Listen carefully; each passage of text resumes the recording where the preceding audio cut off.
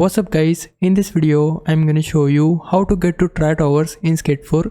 So if you wanna complete challenges, then firstly we need to get to try towers, and to get there firstly open your map, and then from here this is the exact location of try towers, and then we'll be able to complete these two challenges. And to get here simply mark your location here, and then we need to go back to our game. And now you can see a small icon has been marked on the location of try towers.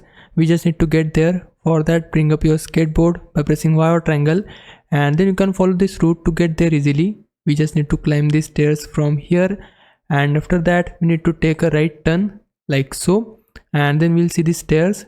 You can remove your skateboard by pressing Y or triangle, then climb the stairs. After that you can bring up your skateboard again. Now as you can see, I'm currently on try towers, and these are the two challenges I can complete on try towers. You can simply go over any of these challenges, then keep holding Y or triangle to begin this challenge, and the challenge will be started.